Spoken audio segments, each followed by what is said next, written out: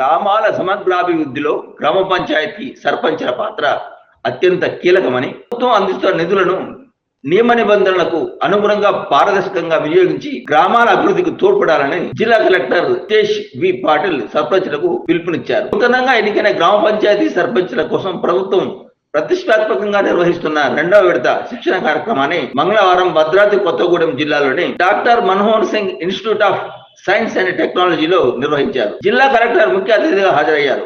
ఈ సందర్భంగా జిల్లా కలెక్టర్ మాట్లాడుతూ జిల్లాలోని మొత్తం 471 మంది గ్రామ పంచాయతీ సర్పంచ్లకు విడతల వారీగా శిక్షణ అందజేస్తున్నట్టు తెలిపారు. నూతనంగా ఎన్నికైన సర్పంచ్లకు గ్రామ పరిపాలన విధానాలు, బాధ్యతలు, కర్తవ్యాలపై సమగ్ర అవగాహన కల్పించేందుకే ఈ శిక్షణ కార్యక్రమాలు నిర్వహిస్తున్నామన్నది అధికారులు తెలిపారు. ఈ శిక్షణ కార్యక్రమాల ముఖ్య ఉద్దేశమని అధికారులు తెలిపారు. శిక్షణలో భాగంగా పంచాయతీరాజ్ చట్టం, గ్రామాభివృద్ధి కార్యక్రమాల అమలు విధానం, ఆర్థిక నిర్వహణ, సామాజిక బాధ్యతలు, పారదర్శక పాలన అంశాలపై సవివరంగా మార్గనిర్దేశం చేయనున్నట్లు అధికారులు తెలిపారు. కేంద్ర రాష్ట్ర ప్రభుత్వాల ద్వారా గ్రామ పంచాయతీలకు అందుతున్న అభివృద్ధి పథకాల నిధులను సక్రమంగా వినియోగించి తాగునీరు, పారిశుద్ధ్యం, రహదారులు, విద్యుత్, ఆరోగ్యం వంటి మౌలిక సదుపాయాలకు ప్రాధాన్యత ఇవ్వాలని సూచించారు.